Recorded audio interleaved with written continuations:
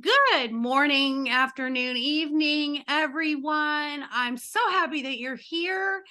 I love that you're here. First of all, I love all of our subscribers, and I love that this community is growing. As always, I only bring top-notch guests to you, and today's fantastic because I'm on episode 110 now.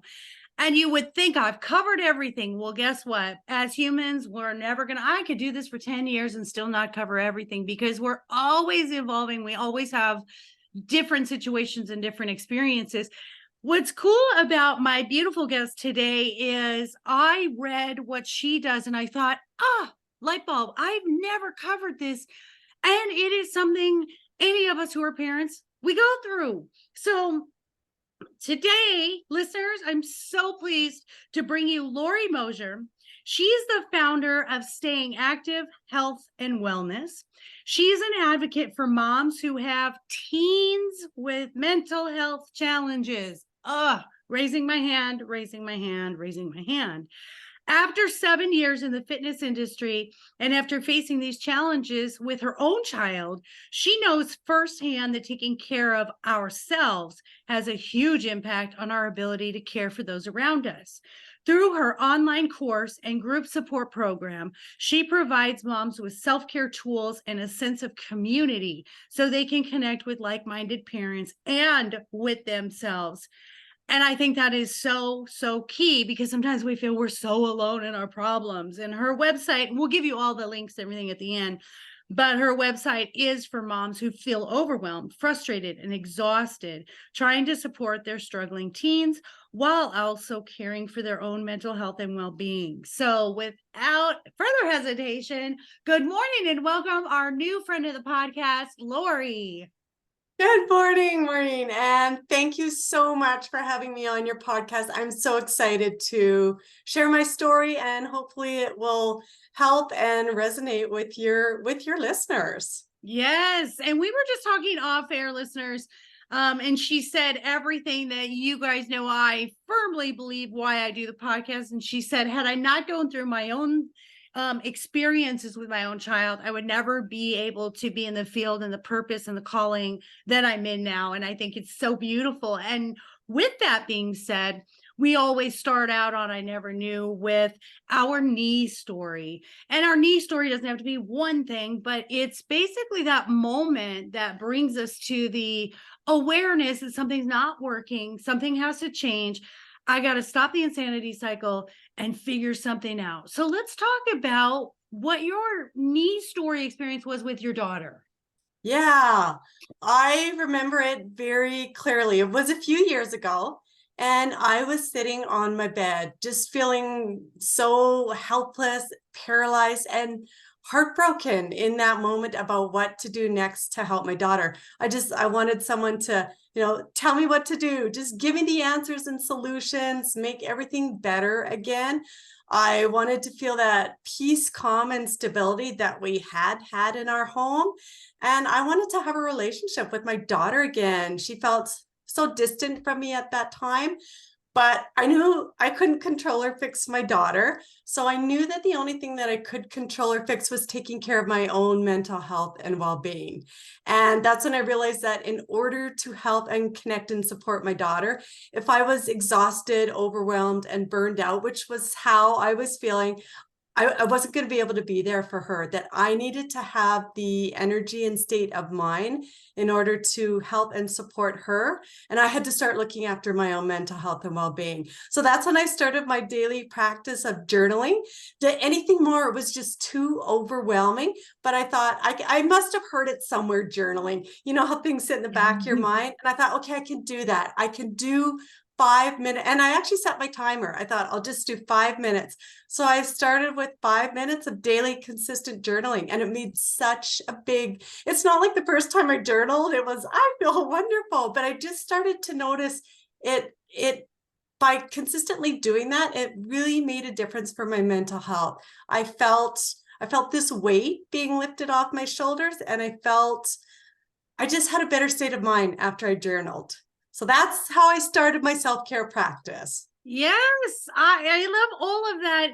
And as a life coach, of course, I always encourage my clients to journal as well. And when I was going through sort of my soul changing moments, I'm not really a journaler. I'm a very outlet talker. I need to talk to people, and I'll talk to 4 different people about the same thing so I can get, all these different perspectives. But I think you're absolutely right about the journaling. And I'm going to say this, especially when it came to what was going on with your daughter. I think when we write it down, we also become a little bit accountable, because we're like, oh, I yelled at my daughter today. I told her she was a rotten kid. And it's like, oh, gee, so it's kind of an accountability thing too, with the journaling. So it's kind of neat that it reflects back, right? Yes. And that exactly what you said, Maureen, is when I was writing stuff down, I could then, like, it gave me a whole new perspective. I was like, oh, maybe I didn't handle that very well. Or I've noticed that when this happens, blah, blah, blah, this is how I feel, right? So I was able to give you that perspective that I don't think, just talking it out in my head or even with somebody else, I don't think I would have had that perspective. So it was an amazing tool for that. Yeah. Yes, I totally agree, because it's almost like, no one's going to read your journal, but then in the back of your head, you're like, what if someone did read this? They're like, and I'm going to start this whole thing off by saying, mom guilt is a real thing. And when it comes to teenagers, it's almost like those phases of childhood. Now I have 3 adult children I raised, and now I am raising my 15-year-old grandson, who we've had for almost 2 years. So I've had the teenage years for sure. I think when they're younger, we're just like, it's easier to fix the problems, or it's easier to come back and say, oh, shoot, we shouldn't have done that. But I think when it comes to teenagers, the mom guilt is real, because it's almost like we're going, oh man, I've failed. And Yeah. and I think that's really why teenage years might be harder. What do you think? Yeah, I love that you actually used that word failed, because that was a huge part for me for a long time, is I have 3 other kids. So what worked parenting those 3 other kids didn't work for her because of her mental health challenges. So it was a huge sense of failure. It was like, what am I doing wrong? I must be doing something wrong. That she's going through all these struggles, and what I'm doing as a parent isn't helping. I must be doing something wrong. So that was it, even as a teenager, when, like, she was always, even as a little kid, more challenging than the others. But as a teenager, it got worse, because you add on the teenage years and then mental health challenges. So mom guilt and shame was huge. Yeah. And I think when we look back, a lot, like you said, a lot of the times we don't do self-care because we're so consumed with making them okay and their emotional state. And coming from someone who's had 4 children that I'm raising, or 4 teenagers, with mental health stuff. I've got 2 children with ADHD, and now my grandson, we also are working on getting therapy for his ADHD. And then I had a daughter with bipolar. So when it comes to mental health challenges, I didn't have time, and I had 3 of them. So you forget the self-care, and you're right. We, in life in general, if we're not good, we can't be good for others. Yeah. So if you mind me asking, what kind of mental health struggles was your daughter experiencing? Yeah, she was like, when I think back now, it's these signs you don't realize till you're older and they're older, and that perspective taking. But I remember even as a baby, she was one of those babies that never liked being, like, held and cuddled a lot. And actually, I remember clearly, she didn't, when you know how most babies like to sleep either beside you or right near you. They take great comfort and security in that. She didn't sleep well till she was 7 weeks old, and we put her in her own room, in her own crib, and then she slept well. So she always liked her own space. And so we kind of noticed that when she was younger. And then she was kind of aggressive for, I know it's a stereotype here, but especially for a little girl, she was quite aggressive. So we started noticing that. And then when she was age 5, she was officially we went through the counseling and diagnosis, getting assessments, and diagnosed with ADHD. And at that time, it was still called Asperger's syndrome, all under the autism spectrum now. But it was high functioning. So if you looked at her and first met her, you wouldn't know anything. It's not until you spent a little bit of time with her. So that was which totally made sense, because as she got older, it was the social interactions that became very, very challenging for her in school. So that's where we really started to see some issues too. So as a parent, when we were talking about mom guilt and shame, the reason I think getting the diagnosis helped us so much as parents is it helped us to understand. It helped us to understand, oh, it's not because we've done something wrong and failed as parents, or that you're being bad or naughty, right?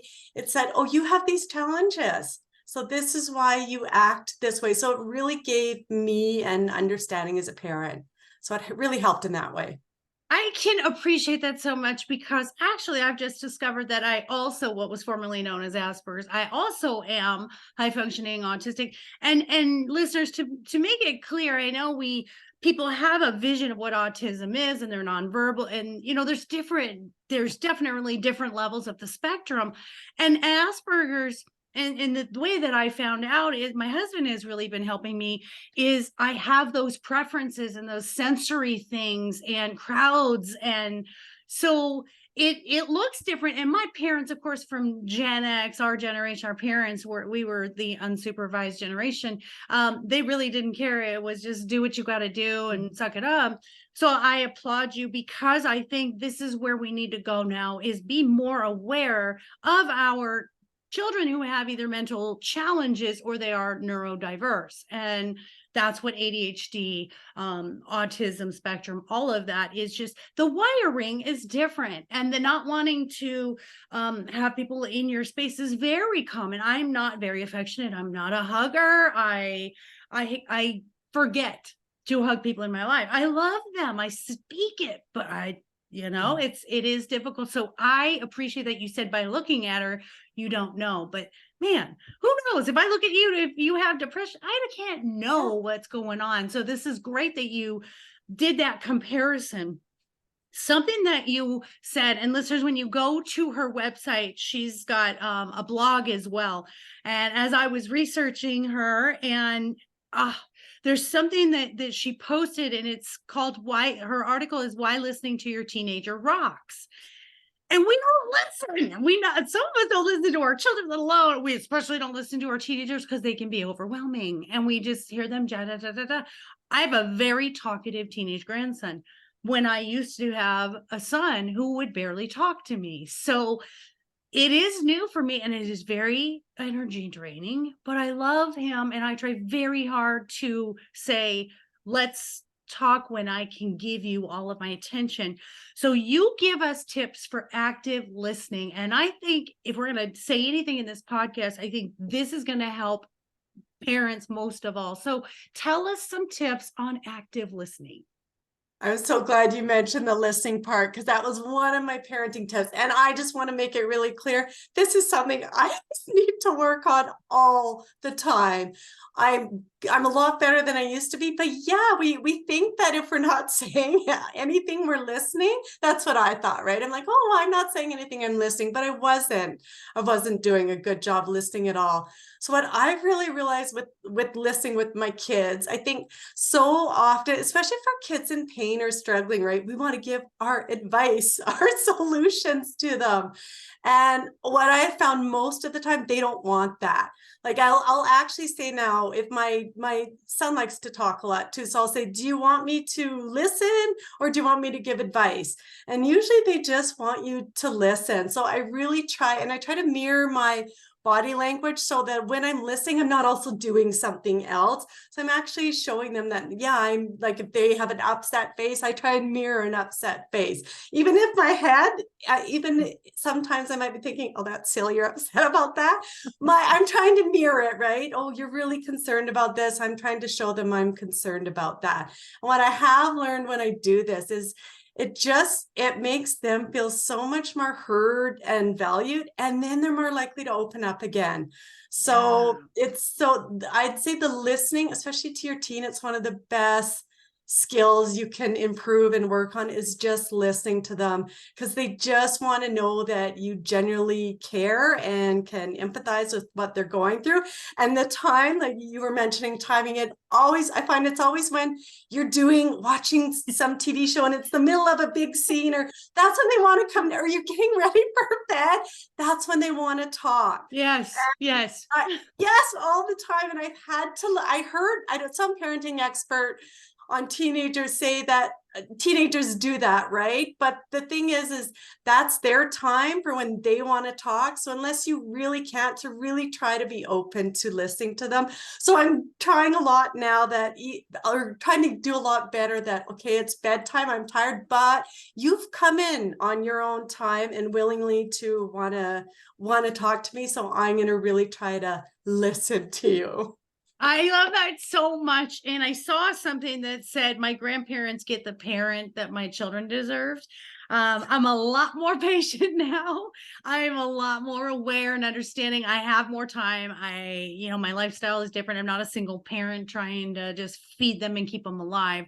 But my grandson happens to be a very highly sensitive kid. And so he does take a lot of energy, and what we've done is also for my mental health, as you said, the overwhelm of parents is when they want us, then we're not going to give them as much if we're just exhausted and we're like, what do you want right now? What I found works is he's so good at communicating, and he'll say, Grandma, I'll tell you if I want to vent, if I need comfort, or if I need a solution. And I tend to go into life coach mode with him, and he has to go, Grandma, I just wanted to vent. I'm like, oh, sorry. But he also will text me and say, hey, can I talk to you later tonight? And I love that, because then I can give him that time and I can do my thing and prepare myself, for that talk. So I appreciate exactly what you're saying. And what you said is so important, is they're saying stuff about something that, and we were teenagers. You're like, really? That's not the end of the world. So teaching them coping skills to say, I'm trying to teach him, he's got a lot of anxiety, and I teach him to say to himself, this too shall pass. I can find a solution. What's my first step? And that kind of takes the emotion out of it. Plus, we've got puberty and hormones going on. So everything is magnified, right? Yeah. Huge. Yeah. So I love that. One thing that we ran into just this week, we're pretty big on yeses and we don't give too many no's, but he wanted to do something to his body that we do not agree with. And we just don't think it, we think it's a whim. We think it's because he does quite a few things like on a whim. And he was upset that we said, no, not till you're 18, then you can do what you want with your body. So for example, piercings or tattoos or dyeing your hair. Now he's got long hair, drives my husband crazy, but he didn't understand the no. And my husband is not great at giving a real big reason. My husband just said, because I don't like it and it's not conventional. And so we kind of did this headbutting. What do you do when you run into those you're up against a wall? I want this thing, you won't let me have it. And then we could either escalate, we get mad, whatever. What do we do? What's a good solution? Yeah, that's a hard one, right? Because there is some things, and it varies from every family and based on what your morals and values are as a family. But there's some things that, are just for you as parents, and no until you're 18 and you can make your own decisions. So what I have found is working better with my teenagers is, so saying the no, and then they'll be upset, but saying, I understand, like, trying to empathize, saying not that old, like my parents used to say, well, no, because I said no, and I'm your parent. Right? That just makes them more upset. So I'm trying to empathize, saying, I understand, like if it was a tattoo, I'll use that as an example. I understand you want a tattoo. You think they're really cool. Your friends have tattoos. So I get it. I get why you want that. So I understand why you're upset, but the answer is a no, because that's something your dad and I feel until you're 18, you need to have that awareness to make that decision and be responsible for that at 18. And then they're still probably going to be upset, but I find it's not for as long, because instead, like I was saying, our parents' generation of, no, I'm the parent, so like what goes in our house, right? It's Yeah. no, I get why you want that. I understand why that's important to you and why you like that, but it's still a no. Yeah, yeah. My growing up was because I said so. Yeah, exactly. It's because I said so. That was your, when you asked why, it's because I said so. And my husband, he's kind of that thinker too. He's more of a logical thinker, and he's an engineer, and I'm more the empathetic. Yes. I'm kind of a go-between a lot. Yeah. And Yeah. I'll back my husband on some things, and stick with it, but I also try to have him soften the way he's explaining it Yes. a little bit as well. So one of the things you talked about, and in one of your blogs, it said 5 minutes makes a difference. So we've talked about journaling, that makes a difference. What are some of the other things? Because I know your focus is on the parents, and I'm sitting here focusing on the teens, but what are some of the other things that parents need to do to be a better parent to their teenager? Yeah, so for the self-care tools, I also found, because journaling made such a difference, that I then added on some breathing exercises and movement. And those have just made such a difference. I find especially the movement, like getting outside, walking my dog. I do that every morning. And I do those things in the morning. And why I love that is because we all know that as the day goes on, more challenges, more things that are out of your control come up. And by the end of the evening, I'm exhausted. And I think, especially if you're raising teenagers with mental health challenges, it's exhausting. And I don't have energy to do anything at the end of the day. So I do those things in the morning, because then I feel like no matter what happens, I can start my day with a win. I can take control of my day the way that I want to. And then I'm able to better handle what comes up during the day. So that's kind of what I've incorporated into every single day now. I do that. Weekends are a little bit more relaxed, but I've just found that those, for my state of mind, have made such a difference. And then the group support for parents.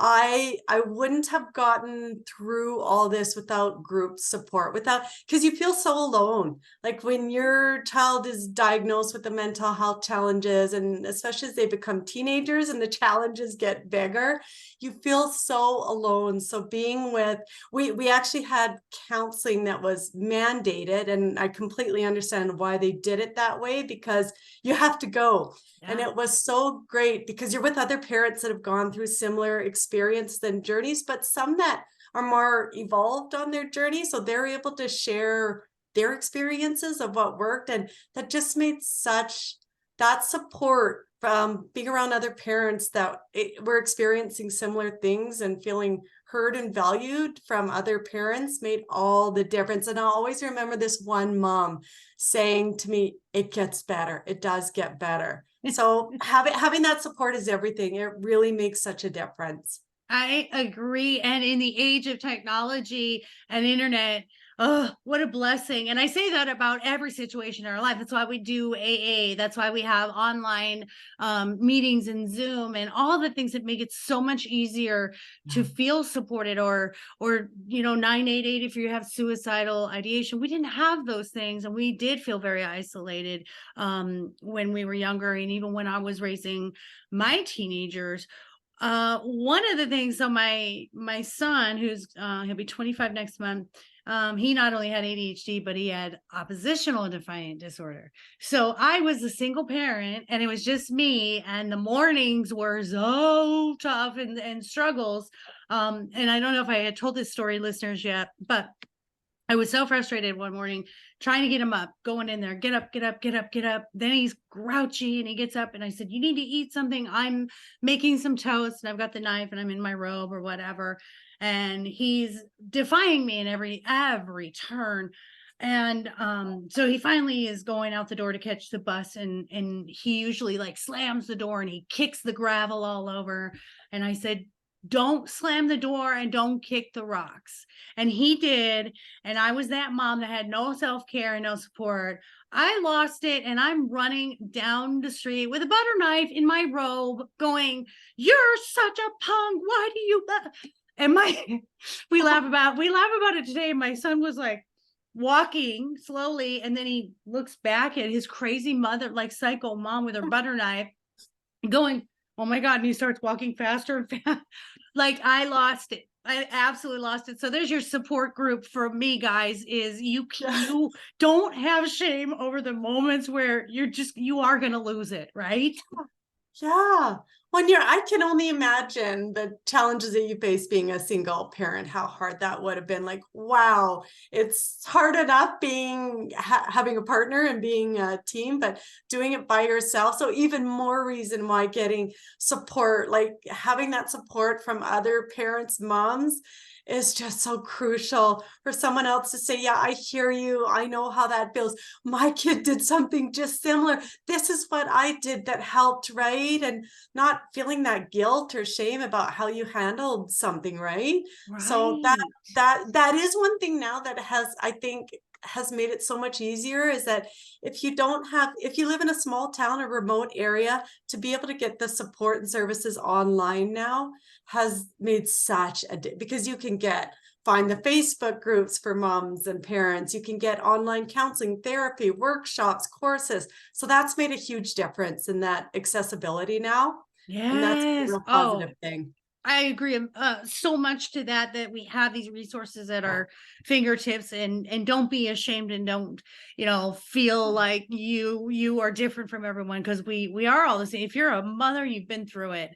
One of the things that I didn't get to do raising them as a single parent, and I did not have support from the other parents, so I was very much alone in the disciplining and the challenges of the mental health, and the giving the medications, and the doctors and the teachers and all that. But one of the things is I never got a break. So because I didn't have that support system, and I really did have shame, and I didn't have a support system.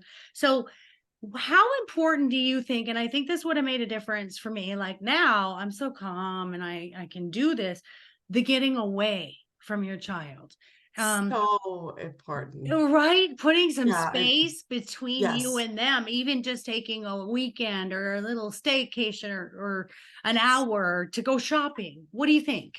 I'm so glad you brought up that point, because I was just, when I was doing my spreadsheet on some Instagram posts and Facebook posts I want to do, that was going to be my next one, is asking for help. It's so important. And especially if you're doing it by yourself, even more, like it's important for everybody's, but especially if you're on your own. And I think as moms, like I know I was really guilty of this. We think, I don't know, for some reason, I don't know why we think we need to do all this by ourselves, or that we can. I don't know why we do that. So we really need permission, and to hear you're not supposed to do it by yourself, and ask for help. That would be my one almost biggest tip to moms, is ask for help, because your friends, like I know, and I'm sure you feel the same way. When I have a friend who asks me for help, I love it. It makes me feel needed, and I feel really good and valuable when I'm able to help a friend. But often your friends or family members, they don't know. They really don't know how much you're struggling, Yeah. and you have to ask for help. Most likely, no, it's that whole nobody's coming to save you. Nobody's probably going to show up and bring you food, or say, I can tell you're really stressed and need a night off or weekend. That probably won't help or won't happen. But ask. If you ask family or friends, 100% somebody's going to do something for you. They will. They just will. So Yeah. it's so important to ask. And I totally agree with you. yeah, And I think I'm gonna sidebar with you. We're gonna go off this little yeah, path over here, and then we're gonna come back, because I do think you're right. Why do we feel there's such and I deal with this with my life coaching clients that are moms. My gosh, whenever I ask them a question of what do you feel most guilty about, it is always about being a bad mom. yep. And it's like, you're not a bad mom, you're a mom. Period, guys. There is no perfect mother, and there's no dress rehearsal here. There's no trial run. You do what you do with the tools that are in your toolbox at the time. Yeah, now that I'm much older and I'm grandparenting, I got a much bigger toolbox than I had back when I was, 19, having my first child. So I want to ask you, we're just going to get into a little bit of advocating for a minute. Why do you think society and what in society makes us think we need to be these perfect parents, perfect Yeah. mothers. Yeah, I'm so glad you're asking this. And I think especially it seems to be for moms. I mean, I don't think even from the group supports that I was in, I didn't hear dads say that near as like I don't know if I ever heard a dad say I feel so guilty, blah blah blah. And I'm not saying no dad does. I'm just saying overall, it really seems to be more of a mom thing. And I don't know, maybe you can jump in on your thoughts on this too. I think social media has in some ways even made that worse because lots of it's curated, right? So we might see Yeah. the Instagram or Facebook post that's highly curated and think, oh my goodness, my house doesn't look, my house is a mess. I can't even get the kid dressed and a lunch in the backpack and out the door for school on time. And they're cutting little cute sandwiches for their kids' lunch, right? So I think that's some of it. And then yeah, we just I don't know why as women moms especially we feel that we need to and should be doing it all by ourselves. Like I think especially in the Western culture, we really think we should be doing this all by ourselves, and we're not supposed to. Like that's really what I've learned from my group support is we do better and we're supposed to be involved in community and helping one another. And we do better and our kids do better when we get more help too. Like when you're an exhausted, burned out mom, you're not helping your kid. Like when I get a break, even if I've spent an hour with a friend in the afternoon, I come back feeling recharged and I'm a Yes. better mom, right? A better person. So I really, yeah, would love for moms to hear the message of get help, take time for yourself because it'll make you a better parent. It really will. And ask for help. People want to help you. They really do. That's right. All the parents out there, moms that think we have to do it all, be it all, and run ourselves ragged. Actually, there are two things, in my opinion, that all children need. And I say this to my parents when I coach who feel like the moms that feel like they're not doing enough. And I say this, you know what your child wants? Your time and your love. Are you giving that? Yeah. Then you're doing it right. That's it. 100%. Period, exclamation point. That's it. Give them your time and your love. You don't have to give them designer clothing. You don't have to be their best friend and go to concerts with them. Just give them your time and your love.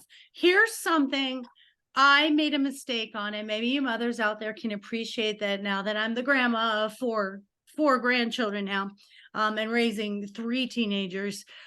What I made a mistake on was trying to save my children from their problems. And I would jump in and fix it.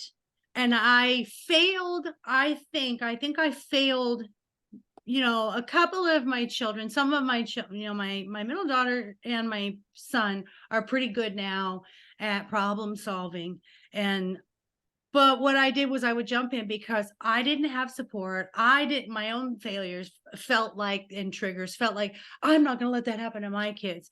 What changed with my son, and he'll say this to this day, is when he would bring me problems, and I didn't get this until he was about probably 17, he'd bring me a problem. And then I learned instead of fixing it, I'd say, oh man, what are you going to do about that?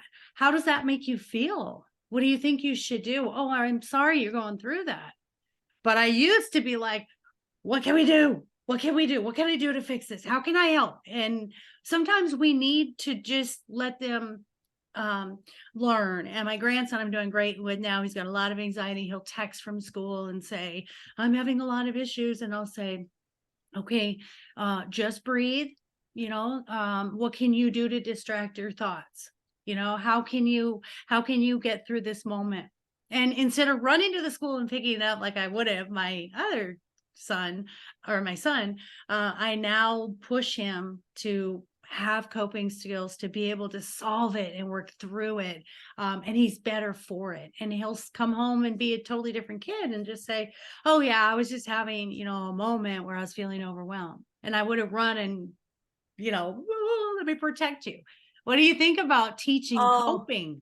I love that you brought that up, Maureen, because I think that is one of the biggest things, one of the biggest gifts and blessings and skills we can teach our kids is coping skills and resilience. And I think that it's like, this is one really about having 4 kids. One huge advantage with having 4 kids is I've gotten better with that, because I think at first, yeah, we just want to jump in and solve their problems, right? And fix everything for them and not see them struggle or in pain. But that is really, they'll never learn anything. They'll never learn those coping skills if we solve everything. And then they grow up and they leave for school or they leave to start their own lives and they don't know how to solve anything or how to handle problems or challenges.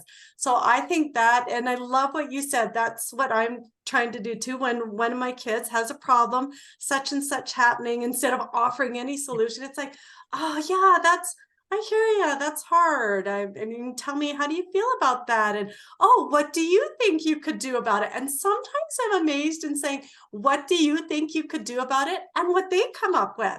I'm like, well, there you go. You just came up with your own solutions that I wouldn't even have thought of. So I agree. I think that's such a important skill set for kids, is those coping skills and learning, plus teaching them. You're giving them the confidence in themselves to, by telling them, I believe in you. I know that you can handle this. You can come up with your own solutions. And then they feel confident in themselves that, oh yeah, I can handle this. So I love that you brought that Yeah. up. I think it's so important. I agree. And what I learned that's different is I've said, I trust your judgment, and if you Yeah. do something that betrays that trust, then we'll deal with that when that happens. But by giving that, you're empowering them, and you're Yeah, empowering completely. them because they're out of the child stage where you make all the decisions for them, and they're not quite into the adult phase where they're going to have to be responsible for themselves. So they're in this tween teen, and you have to start building that confidence that Yes. I believe you can make these decisions. I believe you have good judgment. I believe that you know right and wrong, and you know what's best. Don't get into a car with someone who's been drinking, or don't defy me. Don't lie and say you're at this person's house. And it's worked much better with my grandson because he tells me everything. That boy just spills the beans. He just sings like a songbird. I don't even have to ask this kid. He'll go, "Hey, grandma, I have to tell you something." And I'm like, "Oh God, what is it?" But he does. He tells me everything. And I think it is because I've always said, no matter what happens, I'll never stop loving you. So I might be angry with your decision, but I'll never stop loving you. And I think that gives them a safe space to come to you and say, "Hey, I can say this thing to you, and if you get mad, at least you don't overreact, and Yeah. you still love me." And I think that's where the mom guilt, I was thinking when you were speaking, why we do what we do about not giving them the coping skills is it comes back, everything we do, all behaviors come back to us. Mhm. I think it's like, I don't want to look like a bad mom. I don't want my kid to, I used to say, I don't want to see my kid on Oprah in 20 years. I used to think, if I don't do this, then he's going to tell people I'm a bad mom. Or when he's 30 and he's got problems, it's going to be all my fault, because it was on my shoulders. Their failures were on my shoulders, but I felt like their successes were too. But I had this extra burden of trying to do it right. And that mommy guilt was, I need to fix it for them, or else they're going to think that I don't care. That is a big insert of mommy guilt. Agree? Huge, huge. I agree. We're so worried about being judged from other parents, other moms, on not being a good mom. So I agree. I think that what makes us want to solve a lot of our kids' problems without letting them go through it and come up with their own solutions, or empower them, like you said, to say things like, yeah, you got this, you can handle it. I know you'll figure out what you should do in this. And they do, they really do. So I have a dog. My youngest right now is going through a stage where she's dressed like I don't even know if she brushes her hair in the morning in the baggy sweatpants and shirts. And I feel with my oldest, I probably would have gotten kind of into a battle of you can't go out in the house like that. And I'm just like, whatever, she'll figure it out. If that's how she wants to leave the house right now, that's okay. So I think letting a lot of those things go too, and realizing they're not a reflection on us as a mom, right? Like Yes. her choosing her style right now, number one, that gives her that independence that, yeah, you can dress how you want. I mean, within reason, but I'm not going to tell you what you have to wear, how you have to do your hair. So that makes her feel confident and independent that she can be who she wants to be. And it's not a reflection on me as a parent. She's her own person. I know we're so programmed at times to make our children into these mini me's, and it's like you're not here. I heard a really good thing that they had described about parenting, and I think it was a TEDx talk where they said, you are the shepherd of the sheep. You didn't create Yes. the sheep. You're not cloning the sheep. You're just guiding the sheep. And I loved that whole thought process where if you just look at yourself as the guide of the sheep, you didn't make the sheep per se. Not, I mean, I know we gave birth to them, but per se they came into this world to be their own person and their own independent thinker. Your job is just to guide them, and letting go of our own expectations of our children is Yes. going to make us a better parent, I think. 100%. I think it's so important to let them, like you were saying, to piggyback off that, let them, they're their own person, right? They're their own person. And it's really important that we let them express who they are, be it the way that they want to dress or do their hair. And I especially think once they start entering those teenage years, that's when they really want to start doing that, right? Yeah. And it's just really important to let them have that independence and being their own person. And I Yeah. think what you were saying about your grandson, you have to applaud yourself, give yourself a tap on the shoulder, because you've obviously done an amazing job in the fact that he feels that he can always come to you with his concerns and tell you everything, tell you anything, right? That you're a safe space for him. And I think that's what we want with our teenagers, right? We want them to be able to come to us when they are experiencing problems, concerns, or whatever's going on in their life to be able to share with us. So you've obviously created that environment and space with your grandson. So that's unbelievable. Good job. And it's a very new thing for him because, like I said, we got guardianship of him, and he'll be with us for almost 2 years. When he first came and was living with us, I would walk into his room after school or whatever, and I'd say, do you have anything you want to tell me? And he'd get this look of like, what? And I go, what? I go, do you have anything that you want to share with me? And he goes, nobody's ever asked me that before. And I was like, you're not in trouble. Like, he felt like he was in trouble when someone came to him and said, do you have something to tell me? You're in trouble. I'm like, no, I just want to touch base with you. I want to just stay connected. So, so maybe that's why now, he's going to be driving and I can trust that I'll know where he is. And, he'll, as far we're pretty lenient about, going to parties with friends. And as long as we know, and as long as you follow the guidelines, we're just guiding you, but we're not and the kind of music that he likes. And and it's an age-old debate between parents and teenagers. Come on now. I mean, this is all the way back to the 50s, with Elvis Presley. Oh, you're listening to that music, and then the 60s, and every 70s, long hair, hippies, like every generation has this debate over what Oh yeah. the teenager wants to do, what the parent wants them to do. And I think we're getting better at allowing and accepting. And I'll say this as a life coach, and this is something that I'm going to emphasize to everyone, listeners, you have a set of beliefs. But your child does not have to take your set of beliefs.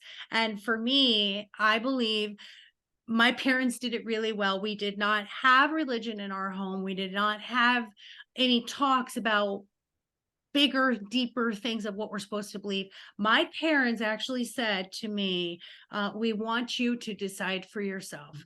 That was the best thing they could have ever done, because I do coach adults who were in these cult-like religions or these cult-like beliefs, and their parents could not accept that they had independent thinking or they had a different philosophy on life. And I did feel different in my family. Maybe that Asperger's, whatever, high sensitive person. I just didn't believe a lot of the stuff that they talked about, but it had nothing to do with religion and belief. But we do tend to push our beliefs on our children. And so outside of allowing them the freedom to dress like they want, we have to allow them the freedom to think and believe what they want, because I will be coaching your child in 5-10 years to undo some of that program stuff about feeling guilty for thinking the way they want to think. I love that example, Maureen, that you used about religion. And wow, great job for your parents for handling it that way. Because my son goes to a Catholic school, but we're not active in the religion anymore. We don't regularly go to church, but he picked the school, so he wanted to go to the school.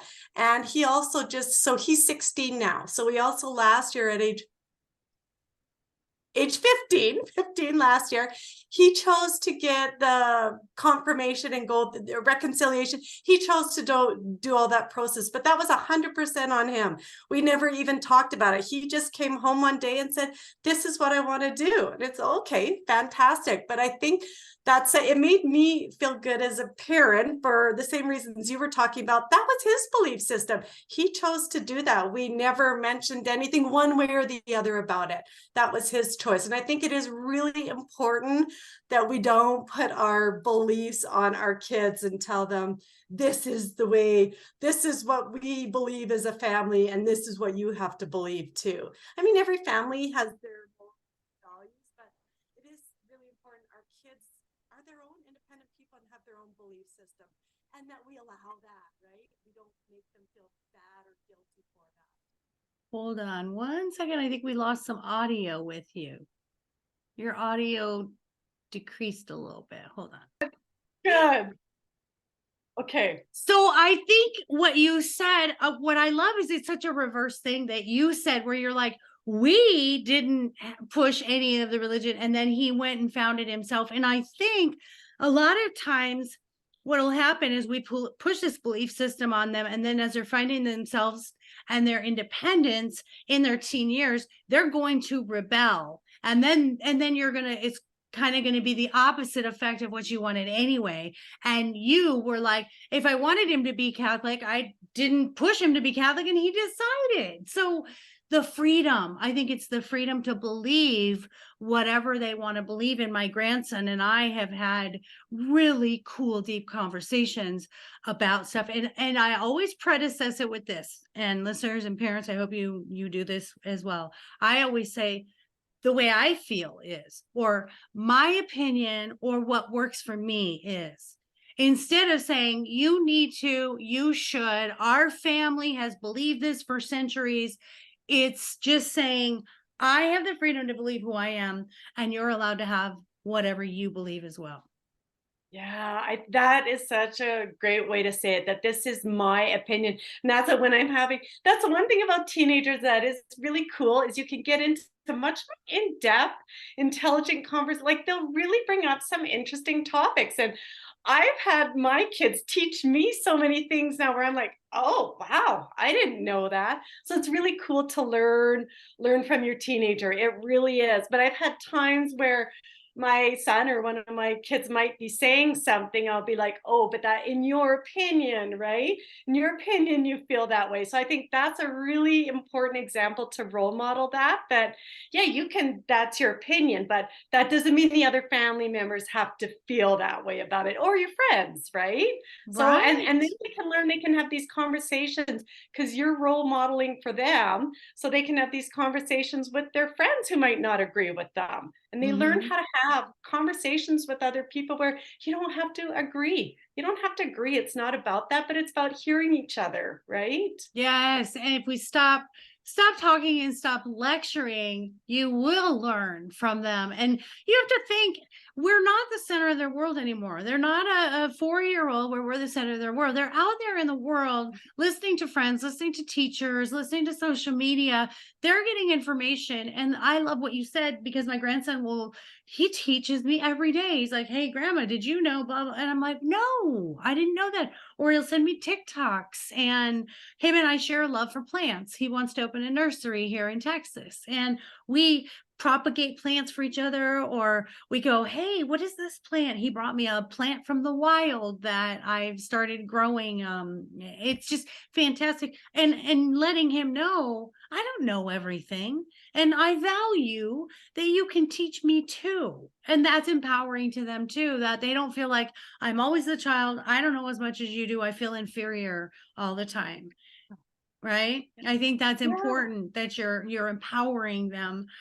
This has been so amazing. I knew it would be. I love it. I love it. I love it. I just feel, oh, I there's this camaraderie when you're mothers, and you can just make fun of the silly things we've done, Yeah.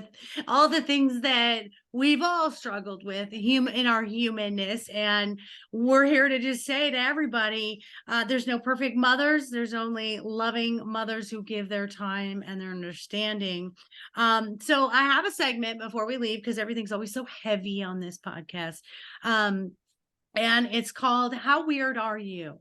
And so I have some weird, quirky things. And as you know, being ADHD, we have these weird little quirky things that we do. And I have a little OCD too. But so what is something that your family would say, "My mom has this weird way of doing this," or this weird thing she has to do, like she has to eat a candy bar at 3 o'clock every afternoon? So what do you think you have that's weird or different?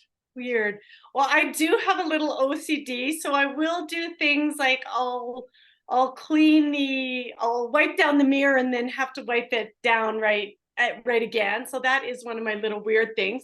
But I would think the kids, one of the things that they would say about me is weird and silly, is with the dog. Whenever I see the dog, when I go down first thing in the morning, and they'll hear this, is I kind of sing her these silly little, like I talk to her kind of like a baby. So I sing this silly little song whenever I see the dog. So they would say that that's one weird, silly thing about me, that mom sings to the dog and has these silly little songs she's made up about the dog. So, Okay, listeners, as if she didn't already have my heart. She just did the whole dog singing to the dog thing. Now she's like, friend for life, because anyone who sings to their dog like I do, I tell my dogs, I'm glad you said that. My weird thing is that I tell my dogs everything I'm doing during my day, because I work from home. So I'm like, here, I have to go do this right now, or I'm going to go up and do a podcast, but I'll be out in a little bit. Or, oh, I love it. or, you know what? Again, Give me 15 minutes and then we'll go outside. And I tell them everything I'm doing, and they don't care. They just care if I'm in their presence or not. If I'm not, they're taking a nap. If I'm in their presence, then they're snuggling. That's really all they care about. So I love you for that. I'm virtually hugging you. So much information, so much good stuff. Your website is fantastic. Tell our listeners where they can go to get support if they're going through this with their teenagers. yeah. Your blog, everything about you, where you can help them. So tell us how to find you. Yeah, again, thank you so much for having me on your podcast, Maureen. This has just been so much fun, and I'm glad we both love dogs so much too. But my website, and again, I really want to stress for moms that you're not alone. So if you're listening to this and you feel like you don't have friends, family, anybody who's there for you, you're not alone. And that's why I've created group support, is to make sure moms have a place where they can go to. So my website, stayingactive.ca, I do a weekly blog article. So there's lots of tips on parenting, So you can go there for my blog article and information about, I'm working on some programs right now. So information about my programs. And I also have a free journaling guide to get you started. You can do it in less than 5 minutes. So you can sign up for my journaling guide on my website too. I love that so much, guys. That's stayingactive.ca because she's our Northern Canadian friend. Is that what they say? That's right. Yeah. Hey. Oh my gosh, you're such a joy. And I just appreciate this time, this hour that you gave to myself and my listeners. And teenage times are probably the biggest struggle of parenting, but I can say this all to you all because I have adult children. You're on the home stretch, and I can guarantee you they're not going to remember when they're 30 the one thing that you did wrong. They're not gonna mention that. And if they do, you just go, that's what I had in my toolbox. You're still alive. My favorite thing to say to my adult children is, you're still alive, aren't you?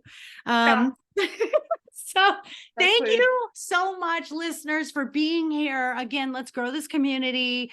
All of the audience of Laurie today and all the moms out there, please make sure you go on and join us. And if anyone is needing more tips on parenting or more confidence or life coaching, just getting things in balance, I'm also available at lifecoachmaureen.com. And let's see, what else do we have? Of course, my books. My dog is more enlightened than I am, and my dog is my relationship coach, available on Amazon and all those fun places. I do have a third book coming out, which is going to be fantastic. I won't say the title, but it's a children's book on mindfulness. So we're going to start with mindfulness in children, and as they progress to teenagers and adults, they're going to be more mindful and happy, well-balanced people. Let's see what else we have. My dog boutique. We just got in a bunch of, you're gonna laugh, with Halloween coming up. I have hats. I got some fedoras and cowboy hats, and then we've got winter coats, we've got rain coats, puffer jackets, puffer vests, lots of fall and winter apparel for the babies, along with all the healthy holistic treats that I make in my very own kitchen, and as well as for your kitties. So we don't leave anybody out here because we love our kitties too. So that's at mydogiseverything.net. You can order everything online, and we get that shipped out to you within a day or two at the most. So thank you all for being here. Love you all. And Laurie's going to hang in with me for a minute. And I love you guys. Thank you. If you have any comments, any questions, please give us those 5-star reviews on Apple. If you want to get a hold of Laurie and you didn't hear me mention stayingactive.ca, you can always reach out to me. So don't be a stranger. Let us know how you feel about the podcast. If there's anyone that wants to be a guest, feel free to reach out to me as well. I'm always open to lots and lots of topics and stories and experiences to help one another. So to end today, I'm going to say, take care of yourselves, especially you mommies. Take care of each other. Most of all, please take care of those furry babies. And let's make sure we adopt. There are plenty of shelters and puppies waiting to find their forever homes. So go out there and get you a companion and a forever friend, because there's nothing that will love you more than a pet. So until next week, guys, love you all. Mwah.